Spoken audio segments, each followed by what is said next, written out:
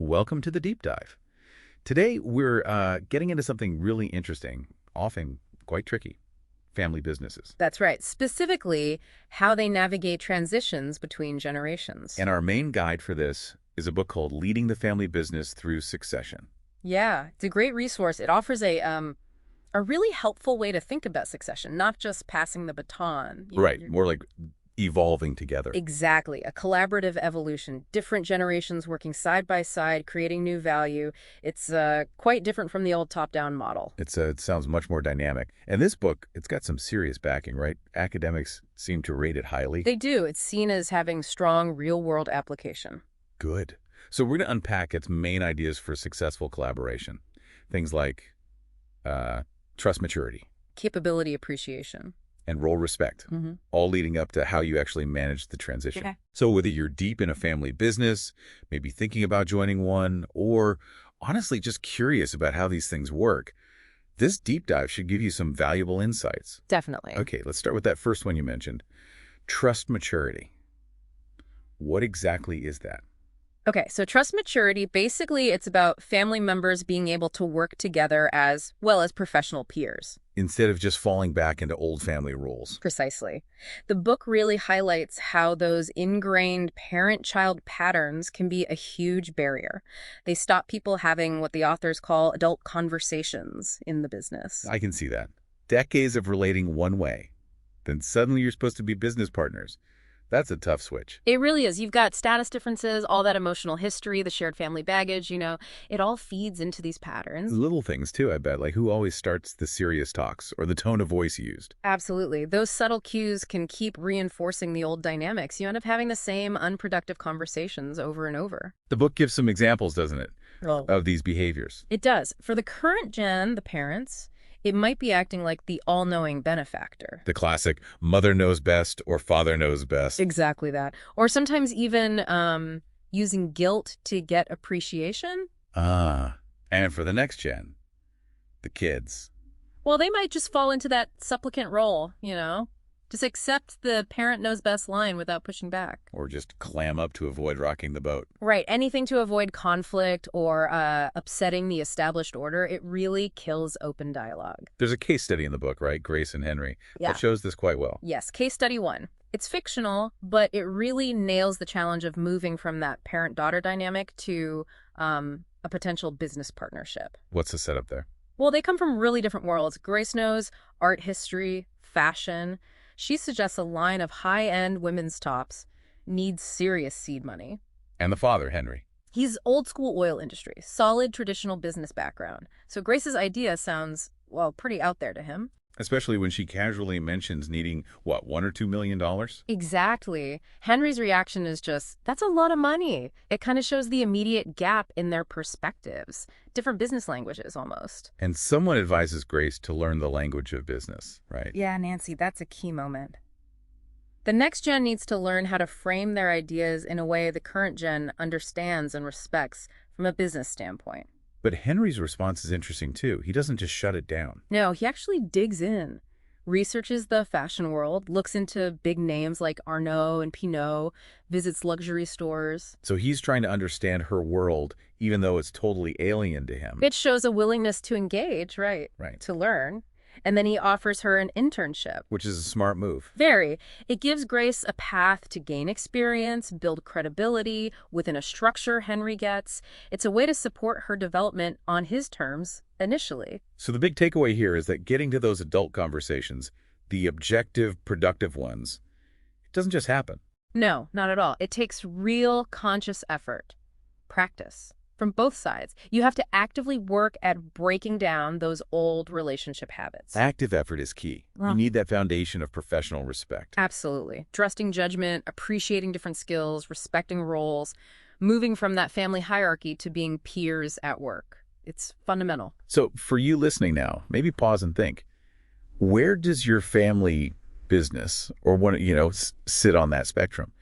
Parent-child talks versus adult-peer talks. It's a good starting point. Okay, let's build on that. The next theme is about resetting expectations, moving from feeling obligated to having a shared aspiration. Yeah, this is subtle but really important. The book talks about how those natural obligations in families parents provide, kids are loyal, create unspoken expectations in the business too. Like an invisible contract almost. Hmm. Current gen expects the kids to join, next gen feels they kind of have to. Exactly, even if their heart isn't really in it or they have other interests. And that sense of duty, even if it comes from loyalty, it can actually get in the way of that trust maturity we were just talking about. It can, paradoxically, because if you're only working together out of obligation, not genuine desire, it can breed resentment. It Mhm. doesn't foster true collaboration or bring out the best ideas. The book mentions loyalty as internalizing the spirit of the group's expectations. That sounds powerful. Like it becomes this unquestioned family rule. It is powerful, and loyalty is good, obviously, but when it morphs into this unquestioned business obligation, it can really limit the next gen's feeling of autonomy. They might hold back their real passions or unique viewpoints. Case study 2 touches on this, right? The father expecting things, the daughter feeling pressured. Yes, it shows that tension well. The daughter has other interests, but feels this pull towards the family firm because of unspoken expectation. And even though others, like the mother, see the issue and suggest they talk. Actually, having that open, honest conversation about feelings and real expectations is incredibly difficult. The underlying assumptions are just so deep-rooted. The consultant just saying, tell each other how you feel, sounds simple, but it highlights how hard that actually is sometimes. Right. It's not always easy to articulate those things. That's why the book includes a self-reflection exercise. It prompts both generations with direct questions. Like what? For the current gen, it's like, what specifically do you expect the next gen to contribute? And for the next gen, how do you genuinely want to contribute? And what do you think they expect from you? Getting those assumptions out in the open. Exactly. It's the only way to start moving from obligation towards a shared, genuinely desired future vision. Makes sense. So for you listening, what are those unspoken rules or expectations in your family about the business? Recognizing them is that first step. Okay, now for maybe a tougher topic. Conflict.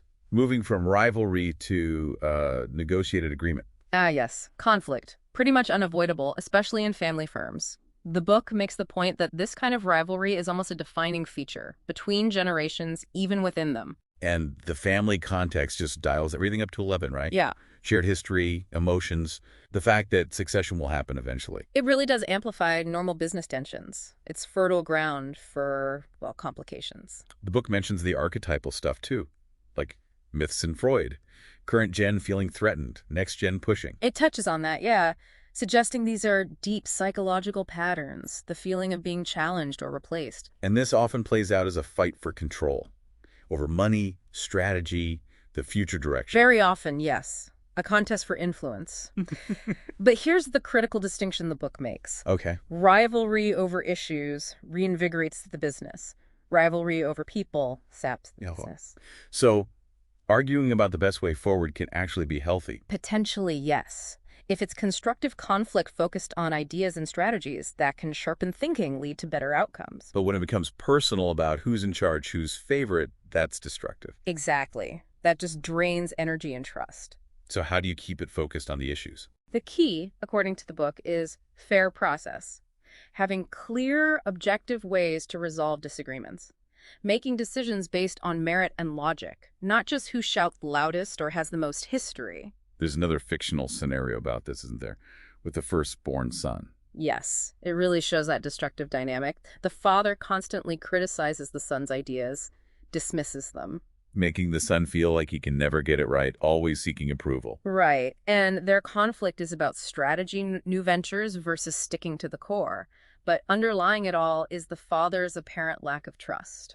And the son just wants a fair chance. Which comes back to that need for a fair process, for his ideas to be evaluated on their merits, not just dismissed because of the personal dynamic. So another reflection point for our listeners. How does conflict usually get handled in your family business? Is it about the substance, the issues, Right. or does it tend to get personal?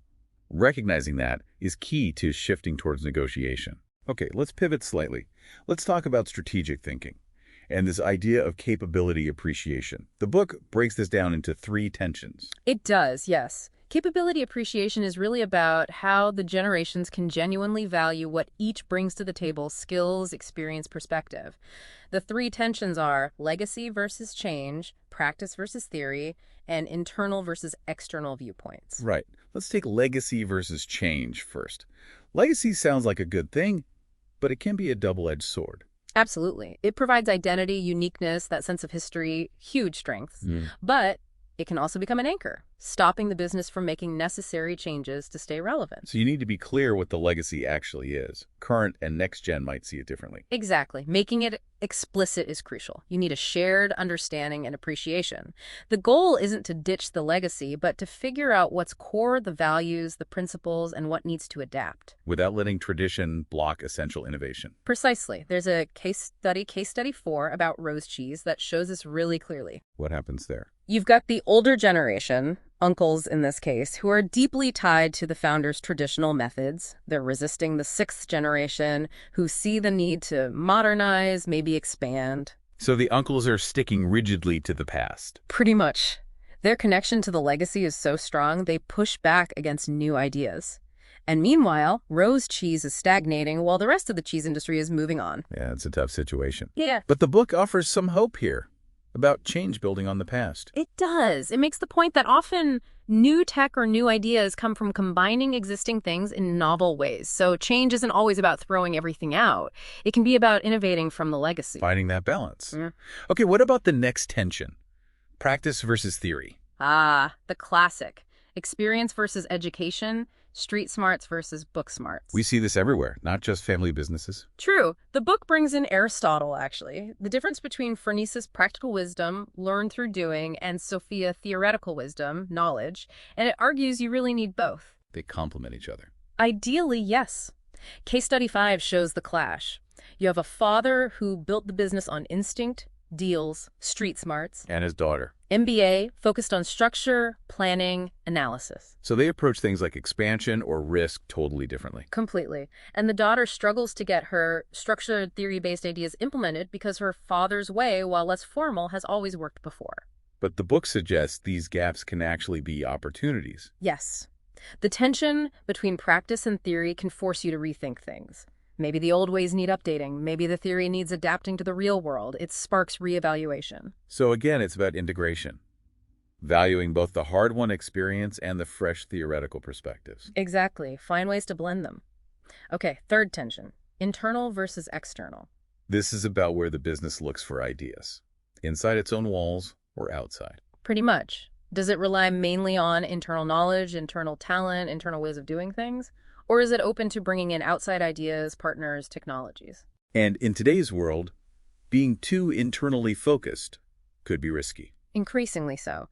The book mentions open innovation, this idea of actively seeking and using external knowledge.